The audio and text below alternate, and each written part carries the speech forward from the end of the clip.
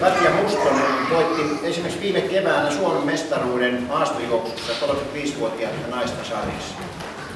Suomen mestaruus. Ei ihan mikään pikkujuttu. Ja kun se ei ole hänen ainoa menestyksensä, hän on saavuttanut ikäluokassaan Suomen mestaruusmitaleita niin maastojuoksussa kuin ratajuoksussakin. Ja vieläpä viime talvena hiihdossa toi Kipinälle 2 SM-mitalia. Ainoita yläseuroja, jotka saavat muuttua joukkueen maakuntaviestiin. Ja ne ei ollutkaan ihan mitä tahansa joukkueita. Muun muassa 2 osuusvoittoa tuli silloin 93 omassa sarjassa tässä viestihommassa.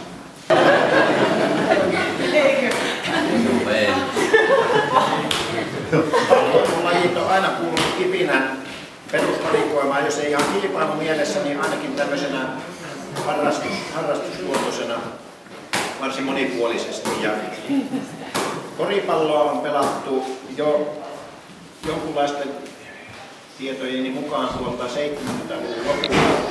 Mutta ensimmäinen virallinen koripalloottelu, sarjaottelu on pelattu Jyväskylän Kirja vastaan 15. lokakuuta vuonna 1990. Tämä on poikolaisen Leksa. Suomen mestari Sourussa, Pari-Sourussa. Ja tämä oli vuoden 2014 saalista. Ajalla 55 tuntia 31 minuuttia hän vuorosoudussa 60 kilometrin matkalla kaverinsa kanssa on tuonut meille Suomen mestaruuden. Ja tänä vuonna oli SM Bronssia, eikö niin? Lyötä, jos kertiät sinne. Totesittiin näin, että oli paikkansa pitävä tieto. Me muistetaan esimerkiksi Akseli Paavo, joka meillä oli hyvä kullantyöntäjä, niin hän sentään yritti saada sen kuulla mahdollisimman kauas käsistä. Nämä on oikein kahvan kanssa, että se ei mihinkään pääsisi karttaamaan. Mutta ihan kiva näköistä touhua, kun ei siinä on siellä yksi poikakin jo.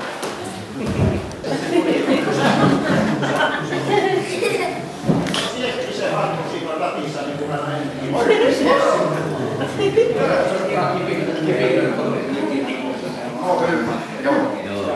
Sano se Heikki, Heikki vähän tänne.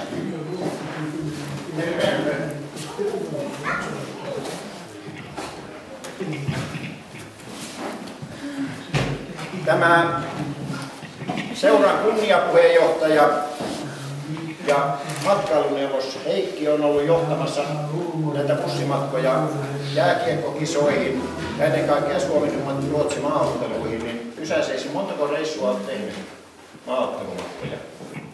Maaottelumatkoja on henkilökohtaisia noin 40 ja seuran kanssa on oltu reilu 20.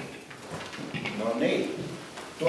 Mä tiedän sen, että sä matkanjohtajana olet vaitiolovelvollinen. Niistä ei sen isommin ole saanut eikä ilmeisesti haluttukaan huudella.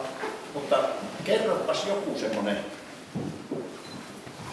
emännän sana käyttää semmonen tiivis tarina. Mä tiedän, että se on se loppuiltapäivä, mutta ihan tuommoinen joku kiva. Joo, niitä juttuja on aika paljon tosin, niin, mutta eräs juttu tuli tuossa mieleen, kun Siekkinen oli meillä nytkin ratissa tuossa, niin kun tultiin tähän, niin kävi sillä lailla, että oltiin lähdössä tuonne rahajääkiekkokisoihin. Se oli muistaakseni viime vuosisadan puolella joskus, koska on ollut 80-luvun loppupuolella. Niin me on vuokrattu Suolahden Urholta bussia. Oli silloin jääkiekkokisat ne oli jo huhtikuun loppupuolella alkoi, että ne on paljon aikaisemmin kuin mitä nykyisin.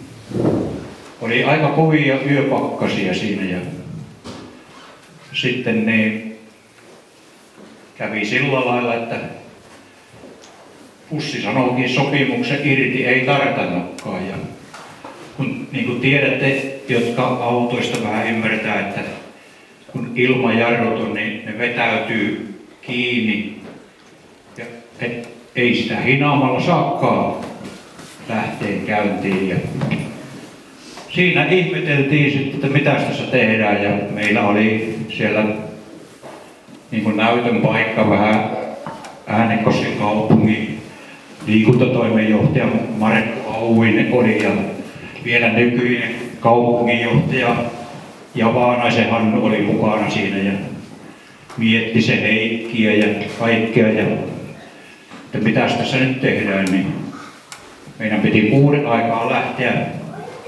liikenteeseen ja Vaanaisen Hannu Outtelo ja Markku siellä kaupungin liikuntahalli edessä, että me otetaan kyytiin ja meitä ei kuulu sieltä. Niin Hannukin lähtee kotiin ja 7 aikaan sitä. Siihen aikaan kun ei ollut kännyköitä, niin ei voitu mitenkään tiedottaakaan, että nyt ollaan vähän myöhässä. Hannukin meni kotiin ja emäntä kysyi, miten sä nyt jo tulet? No, rahat loppu kesken, me hakee lisää rahaa. Ja sitten sitä lähdettiinkin jatkaa henkilöautoilla. Siinä tämä juttu tällä kertaa oli. Viimein päästiin sitten mukavasti sinne Prahaan ja kisat meni oikein mukavasti, vai mitä?